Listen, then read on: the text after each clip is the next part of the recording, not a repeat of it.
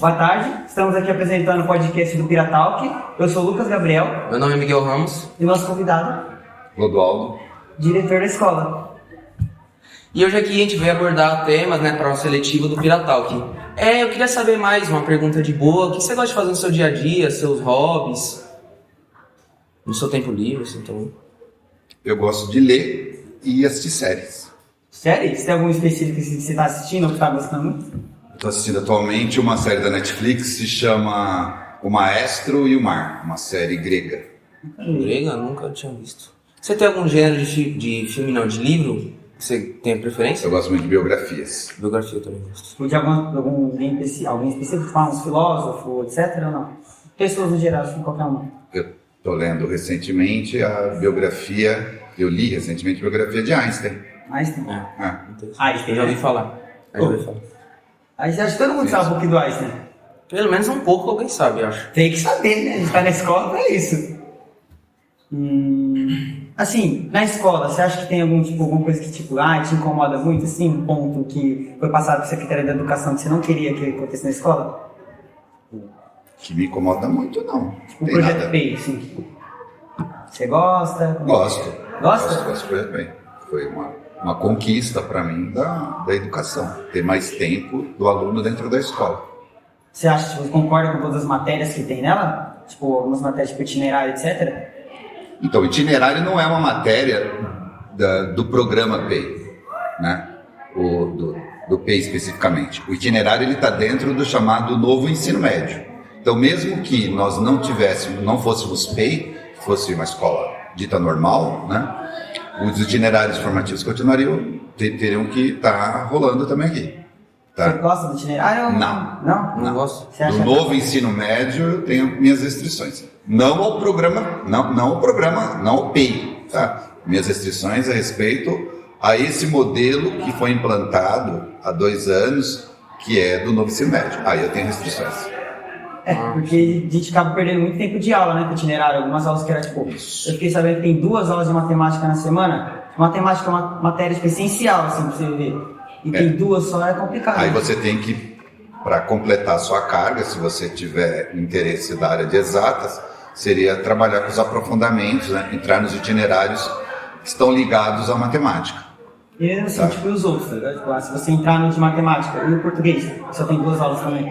Aí é a mesma situação. Se você tiver interesse, segundo os itinerários formativos, para você deveria se inscrever para participar junto aos itinerários do Se Liga na Mídia, né, que é mais voltado à língua portuguesa.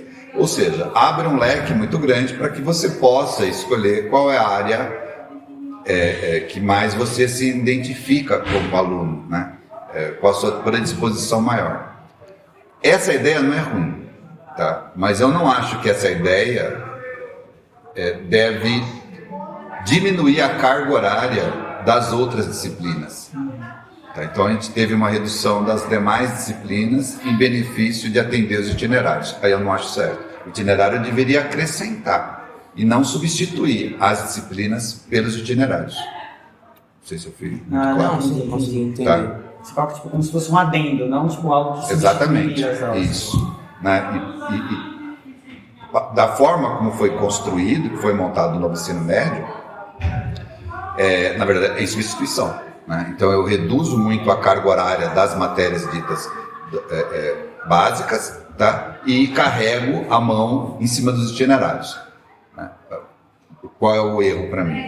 Primeiro, a deficiência do professor. Tem muito professor que é obrigado a pegar esses itinerários sem saber de fato como desenvolver esses conteúdos, porque não há uma preparação de forma adequada, né? E por outro lado também tem a questão da diminuição da carga horária, né, do professor não poder trabalhar. Por exemplo, como é que vai ficar o vestibular no futuro? Como é que vai ficar o Enem no futuro? Tem muitas coisas que caem no itinerário não cai no Enem. E muita gente que está aqui quer passar no Enem para ter uma faculdade no futuro, para aí sim se especializar na área que ela quer. Aí o itinerário pode acabar atrapalhando a pessoa, etc. Também acho. Então, Também queria saber uma opinião sua sobre a carga horária na escola, porque no ensino PEI a gente fica mais tempo na escola. Sim. E tem alguns alunos e adolescentes que quer trabalhar, quer fazer jovem aprendiz, e esse PEI acaba às vezes dificultando para você trabalhar? Bom, eu acho assim que não é a escola que tem que se adequar para o mercado de trabalho. É o mercado de trabalho que tem que se adequar para a escola, né? Começa por aí. Vocês entram do ensino médio, entram às 14h30 aqui. Então, o que deveria existir para mim? Um mercado de trabalho para atender o jovem aprendiz, por exemplo, das 8 a meio-dia, das 8 às 13, né? Para que houvesse tempo de você almoçar e depois vir para a escola estudar. Tá? Acontece que o mercado de trabalho não aceita essas mudanças tão facilmente, né? Então, eles exigem que você trabalhe naquele horário específico, sei lá, das 9 às 16, das 9 às 17, obrigando você a ter que estudar no período noturno. Aí eu acho errado. O mercado de trabalho não tem que ditar o que a escola deve fazer, né? Não é o papel do mercado de trabalho isso. Claro, então... Você acha que diminuiu, tipo, muito a quantidade de alunos, assim? Porque eu tô ligado que saiu algumas pessoas do terceiro e do segundo que essa pessoa queria trabalhar. Você acha que diminuiu muito, assim, drasticamente, ou... Em torno de 30% dos nossos alunos do ensino médio foram embora. Tá? Muita gente. Foram embora. Mas nem todos foram embora por questão de mercado de trabalho. Muitos foram embora porque não concordam, não se adequaram ao programa. Tá? Acham que é muito tempo de ficar dentro da escola. Portanto... ou foram embora na expectativa de uma hora aparecer um emprego para eles. Tá? A bem da verdade, nós tínhamos uma base assim até o ano passado, até o ano retrasado, ou melhor, antes de ser PEI, em torno de 10% dos nossos alunos do médio trabalhavam. É um número muito pequeno que efetivamente trabalham. Tá? Então, essa saída não decorreu de todos, estou saindo porque eu quero trabalhar. Não, papo furado. Está saindo porque não se adequou ao programa, acha que fica muito tempo, entrando 2 da tarde, ficando até as 9h30 da noite, acha muito tempo e quer usar o tempo para outras coisas, não necessariamente para o trabalho. Então aí realmente, porque o que ficava, tipo, o que eu vi assim, era muita gente falando que queria trabalhar. Agora, se for essa porcentagem que era apenas 10% que trabalhava, aí... Isso, 10%. Até pela própria idade, né? Pensa bem. Para que a empresa registre, ele tem que ser maior de idade. Ou tem que estar dentro do programa Jovem Aprendiz. Dentro do programa Jovem Aprendiz, salvo engano, ele só pode cumprir alguma coisa entre 4 e 5 horas de atividade. Tá? Então, dentro desse período de 4 ou 5 horas, se adequa bem esse horário das 2 horas da tarde. Ele pode entrar 7 da manhã, por exemplo, no emprego, e sair meio-dia, sair 1 da tarde, que dá tempo de estar na escola às 2 horas. Né? Não me parece que é esse o problema do jovem aprendiz. Né?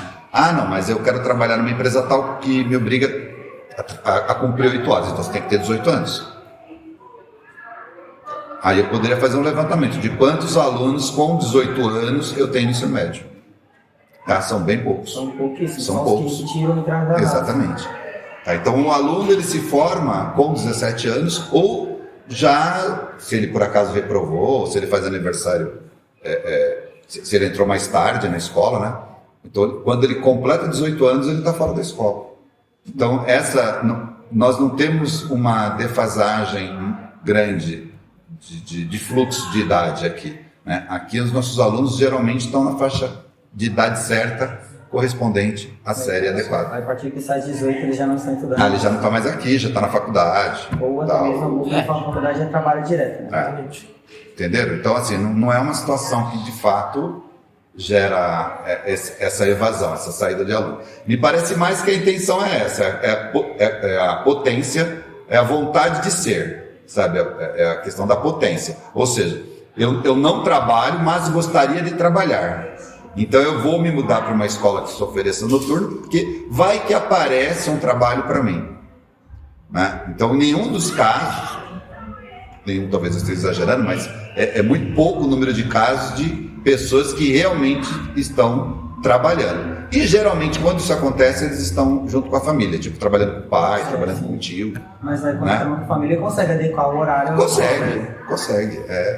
volto a falar que não é o problema escola, é uma questão de interesse do jovem ou da família mesmo. Tá? Não tem nada a ver com o trabalho em si. Quero fazer uma pergunta para você, sobre você mesmo, né? Uma pergunta pessoal. No que você é formado? Vamos lá. Eu sou formado na área de ciências sociais. Né? Eu me formei na década de 90 em estudos sociais. Depois eu me formei em pedagogia. Depois eu me formei em história. São todos graduações. Tá? Aí mais tarde eu fiz uma especialização em gestão escolar. E há 5 anos atrás eu terminei um mestrado em formação de formadores pela PUC de São Paulo. Então minha última formação é mestrado, sou mestre, né, em educação pela PUC de São Paulo. Você só foi diretor do Zélia mesmo? Só diretor só do Zélia. Já fui vice-diretor de escola em outras escolas, né, em 2 outras escolas. Quantos anos você é diretor do Zélia? Do Zélia eu sou há 21 anos. Está um tempo aqui. Meu pai estudou aqui também, você era Eu já diretor. era diretor. Eu entrei muito cedo, eu entrei com 32 anos, 33 anos. Mas você já era professor ou você entrou direto em diretor? Para ser diretor no estado de São Paulo, você precisa ser professor. Aí você vai, tipo, com o tempo você vai evoluindo. Aí você vai, tipo, passa pela... Você, no caso, é nível de concurso público, né? Então você entra como professor e você presta concurso para diretor de escola. Tá, então eu entrei como professor, 7, 8 anos depois eu prestei concurso e me efetivei como diretor. Essa aqui foi a escola que eu me efetivei no ano 2002. Nós estamos em 2023, eu tenho 21 anos. Tá até agora, sim. Estou até agora, 21 anos como diretor de escola. Mas você dá aula ainda ou não? Sou professor também. Em outras escolas? Sou professor do colégio particular aqui em Ferraz mesmo, Ah, tá. luterano. Luterano. Professor de história mesmo? História e filosofia, Filosofia? que é a minha graduação que eu estou terminando agora também. Por que te interessou a filosofia? Está dentro do pacote das ciências sociais, né? É uma área que eu me identifico bastante, que é a área da história, a área das ciências políticas, né? A filosofia está dentro engloba aí dentro da área das ciências Então sociais. você já sabia que existia, você só aumentou o interesse e vou fazer. Sim. Aí você acabou É uma área de afinidade que a gente chama, né? Então... Você é como professor de matemática que gosta de química, que gosta de física, né? Ele agrega esse conhecimento. Então, eu na área das ciências sociais agreguei história, agreguei a pedagogia, agreguei agora, estou terminando filosofia, meu último semestre de filosofia. Então depois aí acabou. Aí você pretende fazer Aí eu mais pretendo alguma fazer coisa? ciências políticas. Ciências políticas? Interessante. Ciências políticas. Legal. E tem alguma coisa que você fez ou faz fora da área de educação? Alguma coisa relacionada a isso? Alguma faculdade? Trabalho, etc. Não entendi. Tipo, você já trabalhou com outra coisa sem ser... Essa área da educação? Já, antes de entrar na área da educação, sim, já trabalhei. Fui bancário antes de ingressar na área da educação. Eu entrei na educação em 91. 91, então já tem um tempinho, né? Sim. Pô, tem um tempo aí. Já tem um tempinho. Entrei em 91. Aí, desde que eu entrei na área da educação, não saí mais. Você sempre se interessou pela área ou você foi criando... Não. Na década de 90 eu entrei, no comecinho dos anos 90 eu entrei por pura... Curiosidade. Não foi nem curiosidade, foi... Eu queria estudar na faculdade, eu queria fazer faculdade, eu trabalhava em banco, eu queria fazer faculdade, não sabia exatamente do que. Tentei uma área que era de processamento de dados, na época não tive muita afinidade com ela. Aí eu namorava com uma moça que fazia história, ela por que você não vai fazer história? Aí comecei a fazer, e aí calhou, saí do banco naquele ano, apareceram as aulas de história em 1991, se não me engano, aí eu comecei a lecionar e não parei mais. Aí eu falei assim, vou ficar um tempinho só para ver como é que é, né? Aí esse tempinho foi 1 ano, 2 anos, 3 anos, aí quando eu vi, não, já está na hora de eu me aperfeiçoar mais. Aí você criou esse afeto, assim, pela pedagogia? Aí eu fui fazer pedagogia. né? Aí eu pensei, falei assim, não, eu tenho que me aperfeiçoar mais minhas técnicas, né? Aí fui fazer pedagogia. Aí eu tive foco. Tá? Ali, isso deve ter sido em torno de 94, 95. Aí eu falei assim, não, eu vou ficar na área de educação? Então, peraí. Então eu vou fazer bem o que eu pretendo. Não vai ser um trabalhinho, não vai ser raso. Eu vou me aprofundar mais. Aí fui fazer pedagogia, fiz 3 anos de pedagogia, me formei em 98. Em 99 eu já fui trabalhar no colégio particular, porque a professora que dava aula para mim na Universidade de Pedagogia, ela era diretora de um colégio muito legal lá de Mogi das Cruzes, que pertencia à universidade, inclusive, né? Era uma vertente da universidade, chamado Colégio Brás Cubas, que pertence à Universidade de Brás Cubas. Aí a professora me chamou e falou assim, poxa, gostei, você leva jeito, você não quer trabalhar comigo? Né? Eu já dava aula no estado, né? Falei, legal, professora, né? Aí eu comecei a trabalhar no colégio particular. Trabalhei 5 anos lá, saí de lá, vim para Ferraz, trabalhei 5 anos no colégio aqui em Ferraz, que fechou, chamava NUP, que era na divisa entre Itaim e Ferraz. E aí quando o colégio fechou em dezembro de 2009, em janeiro de 2010, a diretora do Luterano me ligou, né? Oi, Clodovil, tudo bem? A gente nem se conhecia, mas aí de boca lá descobriu. Me chamou, gostaria que você viesse aqui e tal, para conversar com a gente.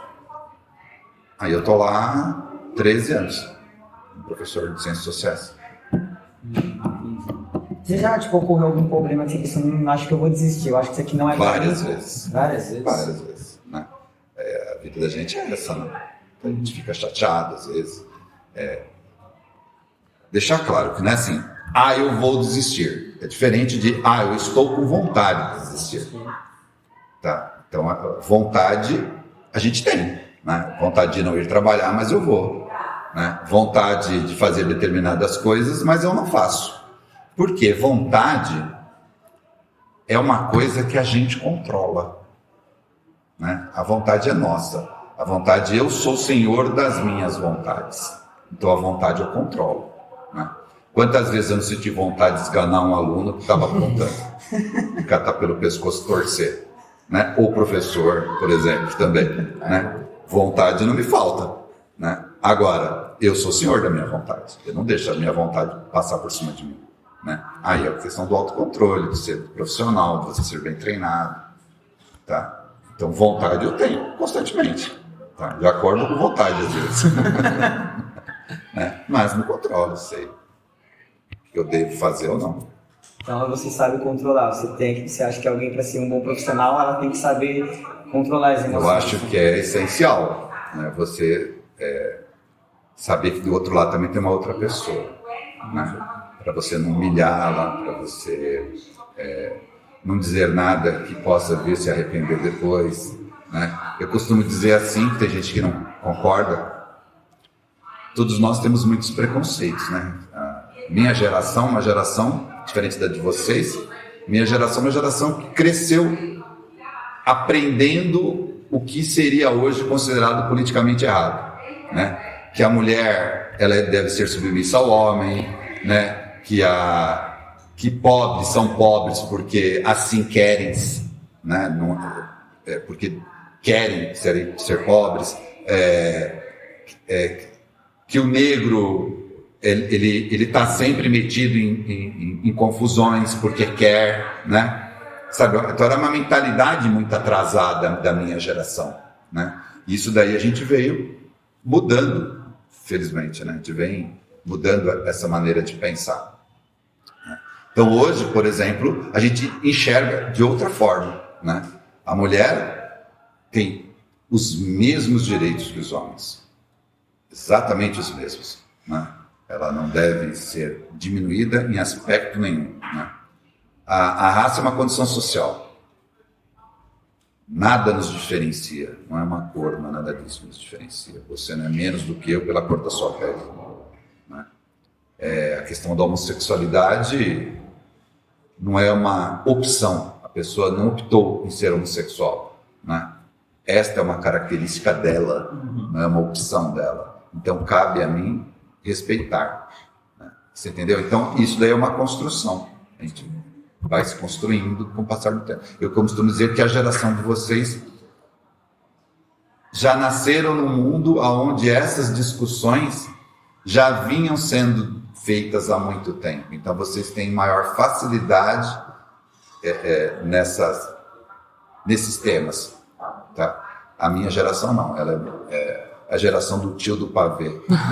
Principalmente você teve que aprender a mudar isso por trabalhar com muitos alunos de diferentes tipos, diferentes jeitos, diferentes atitudes. Eu aprendi muito trabalhando com alunos, né? Coisas que eu falava, ou maneiras que eu pensava, ou preconceitos estruturais que eu já tinha, né? Que eu passo a me policiar a partir de então. Né? Então, tipos de brincadeiras, de falas, de observações que eu já não faço mais, né? Fruto desse aprendizado.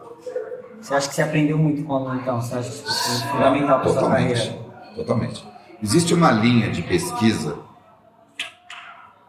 que chama perspectiva sócio-histórica. Como é que funciona? Vou tentar aqui ser... Diz mais ou menos assim, na perspectiva sócio-histórica,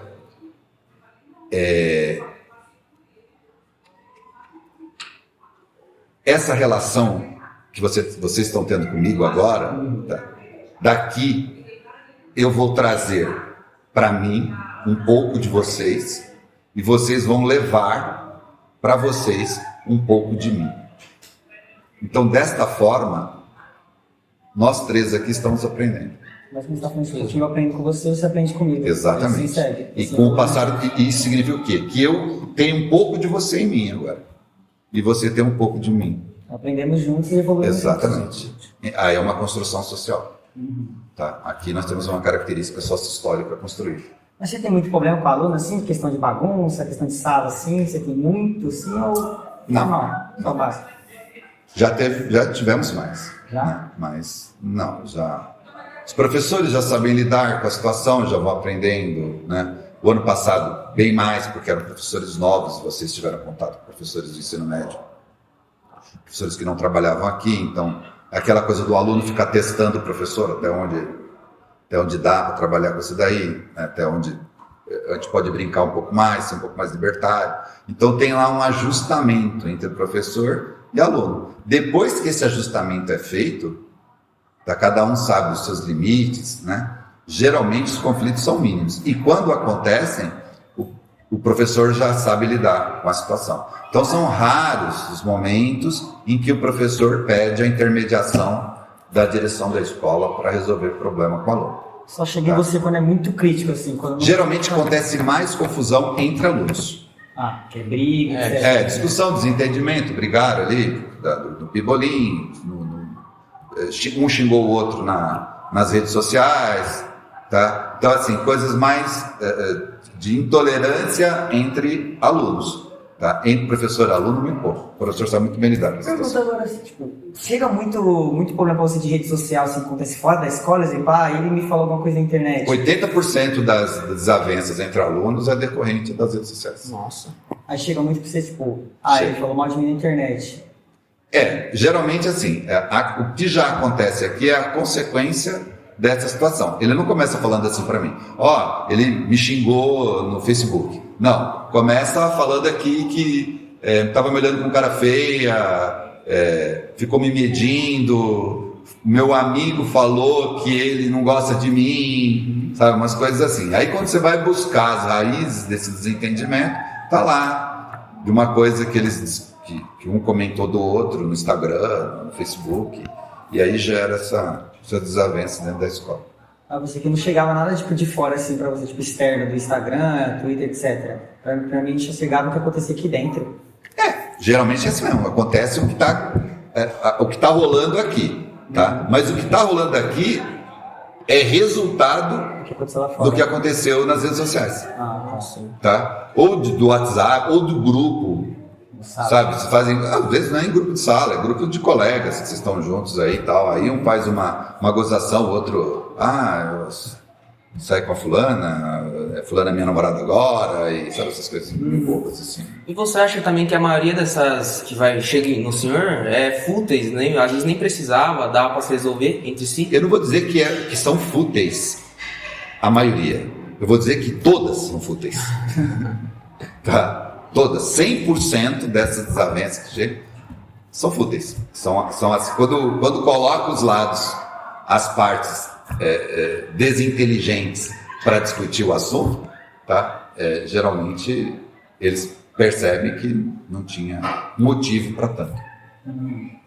Então, já estamos prolongando muito aqui, já está dando nosso tempo aqui. Certo. Então, você tem alguma consideração final a fazer? Desejo boa sorte para vocês nessa empreitada, tá? E muito obrigado por ter me convidado. Obrigado a você por ter É um comparecido. prazer ter você aqui. É isso. Então, esse foi o nosso podcast de hoje. Valeu? Valeu, meninos. Obrigado.